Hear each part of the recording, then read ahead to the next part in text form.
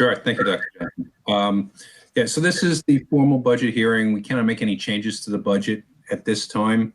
It's really the culmination of a number of budget hearings and workshops that we've had that began back in January and then into the shutdown period.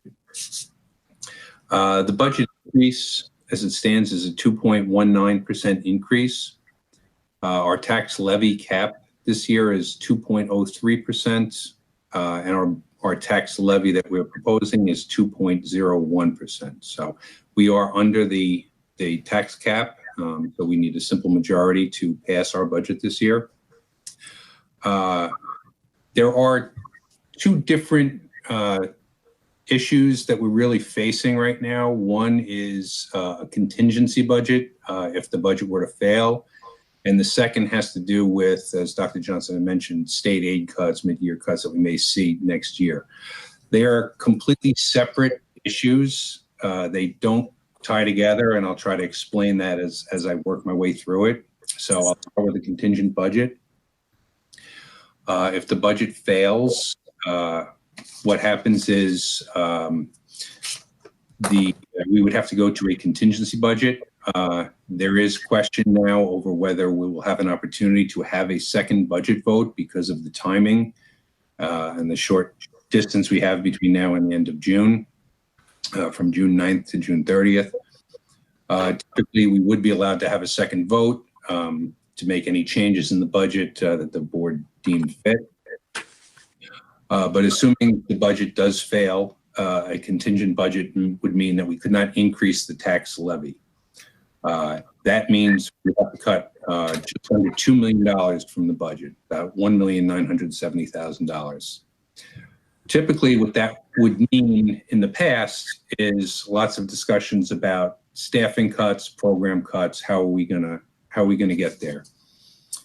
We've received, recent guidance that talks about capital projects not being allowed under a contingency budget. So our capital project line has increased in the last several years. As debt service has come off, we've added money into the transfer to capital line to continue to maintain our buildings and grounds throughout the district. They are expensive properties. As everybody maintains their own houses, we have to maintain the district. So there's quite a few projects. That adds up to $1.8 million. So under a contingency budget, unless those projects are deemed emergencies, they would have to come out first. So that would mean $1.8 million come right off the budget, right off the bat. After that, you're not allowed to add any new equipment. So if you have a piece of equipment that breaks, you can replace it, but you cannot add any new equipment that is not broken. So that would, we would reduce the budget by another $100,000 in that category.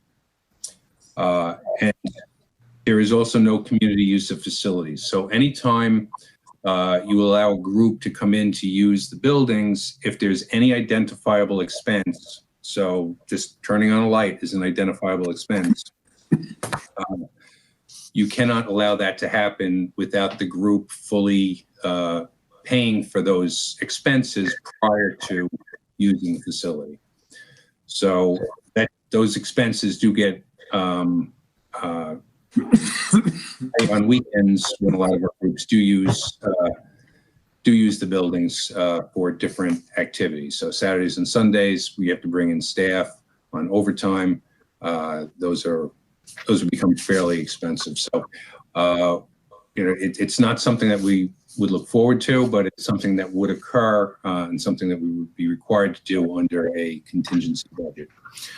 Going back to those capital projects, those are all really important. So it sounds easy that we just knock that out, but there's a lot of important projects in there. So we have a couple of roofing repairs in there for next year. There's quite a bit of safety issues, gym wall padding in quite a few of the buildings. We placed a little bit last year.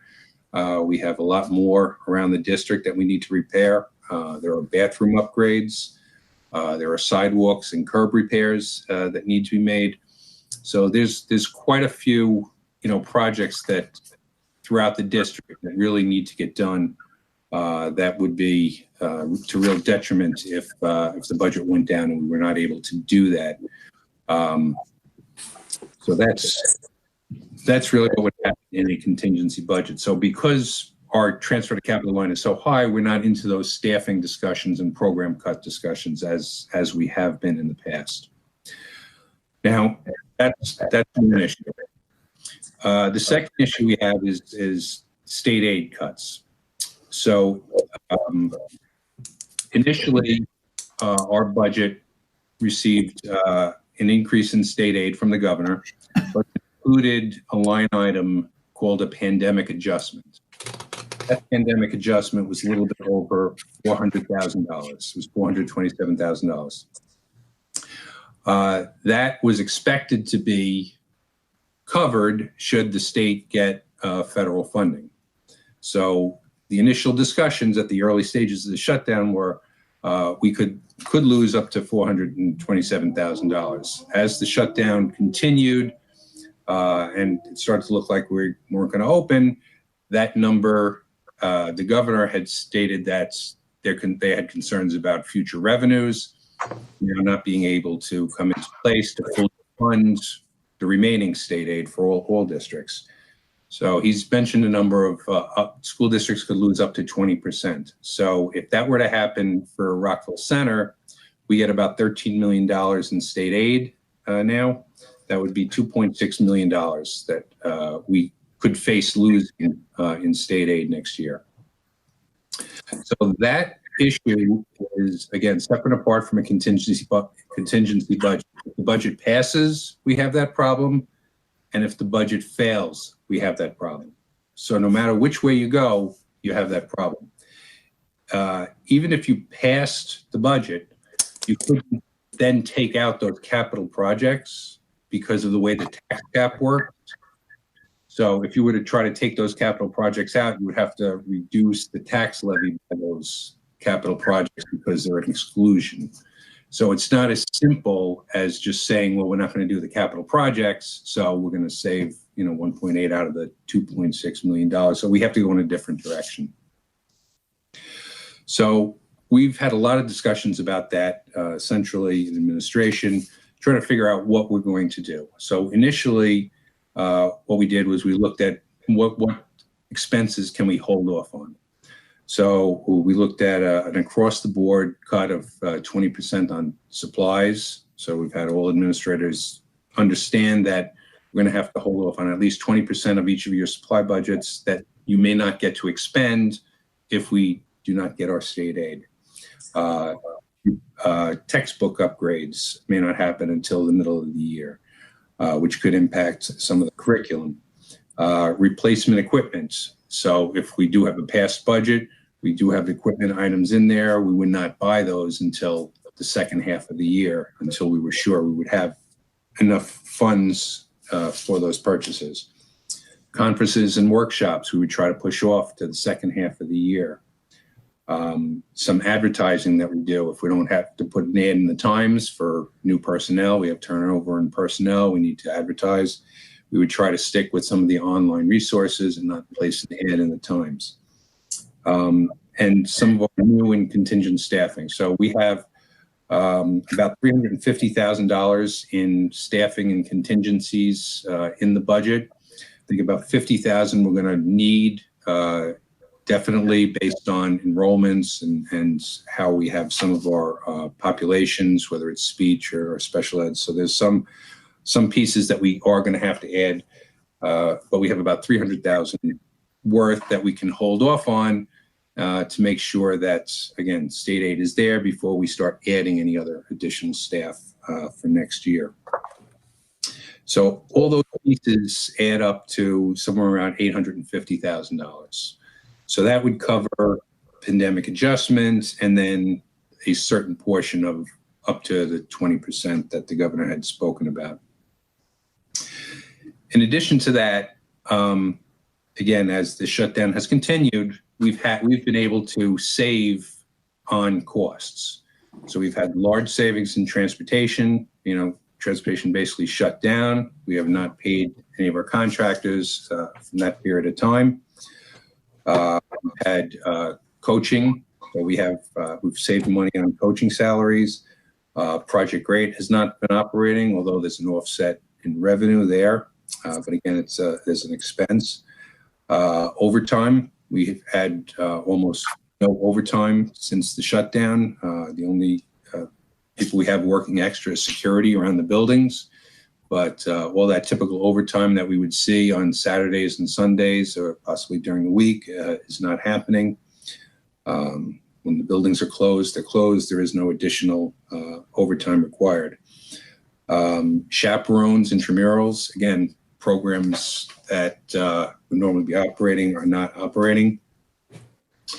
A lot of the supplies, equipment, conferences, things that generally staff do, requirements, materials that are needed and are not purchased, gas and utilities. We've had savings there. We're not running our air conditioning in the building. So all those in combination, when we look at it, I'm coming up with about 1.8, 1.85 million in savings due to the shutdown that we're going to experience at this time of the year that we'll have to bring into next year. So combined, if you combine those two pieces, that's 2.7 million. So we're up over our 2.6 million in case the state does come back and we have that cut back in our state aid. So that money, the 860,000 in holds and the other 1.85, the 1.85 would come from reserves. So that money would go into our reserves. That money is really one-shot savings. So that's money we saved this year. We're not going to save that money next year. Those expenses, if we're back in session and we're in a school year next year, those expenses are going to be there next year. So it's really not something that we can cut from our budget, but it's something that we can put in our reserves and use for the future. Hopefully, we won't have that larger cut in state aid, and that'll just build our future reserves, which will help our budgeting process as we go forward. Any additional funds that we can put into our reserves will always help us in future years. We've used the reserves each year to help the budget, used it to offset retirement system increases, people at retirements that get separation payments. Those are all accounted for within our reserves. And I just wanted to mention one other piece. So in addition to those one-shot savings that we see, we have other areas in the budget that we had built in expecting to get some savings for each year. Each year, we talk about the $2.8 million. That's the amount that we return to the taxpayer. The $2.8 million is typically a combination of expenses that you don't spend and revenues that you receive above what you project that you're going to get. So that combination in a typical year, we like to see about $2.8 million. If we come up with $3 million, we get to add $200,000 to our fund balance, to our reserves.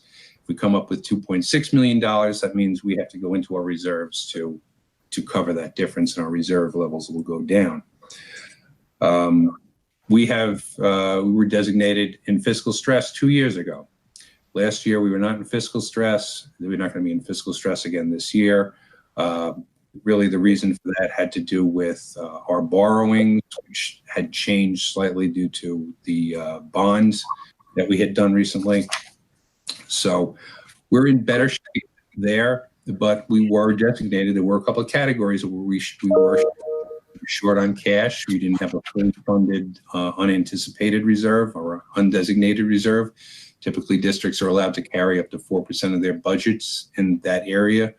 Our school district, it was down in the 2.5% range. So we were not fully funded in that area, and we did not have large reserves in some of the other areas as other districts had. So Our total fund balance, our total reserve, on the lower side of what the average school district would have. This year was going to be a good year for us anyway. So as far as saving money and putting money into reserves. So when I look at that $2.8 million, that number for us for this year is looking at like about $6,300,000.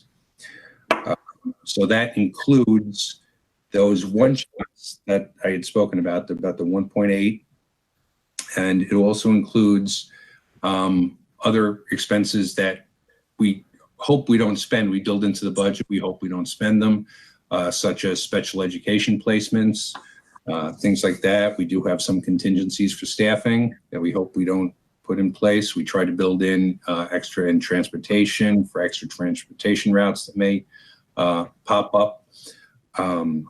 So we've had a pretty good year. We had health insurance, which the rate actually decreased slightly. So that was good news. So we're going to save a lot of extra money in health insurance. Our teacher retirement system contributions were down. So that was a big help that contributed to that reserve number.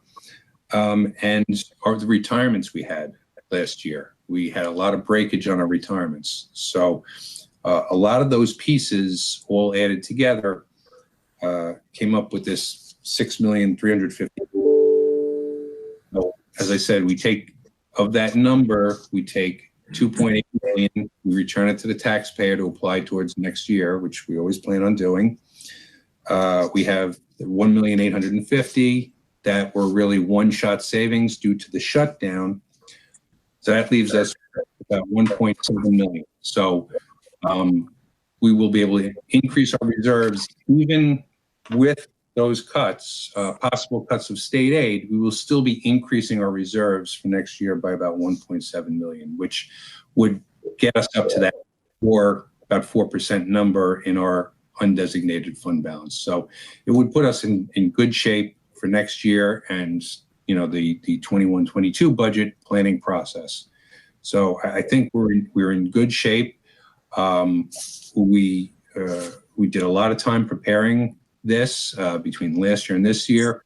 A lot of it is due to negotiations we've had with our different bargaining units who have been great since the tax cap went into effect. So this is part of a lot of the planning that we do. So it's hopefully a good time for the district to shore up some of their reserves and continue to work on plans going forward. It's again, a lot of it is one-shot monies. It helped us to keep the budget increase down this year, the different planning. That's really where we are.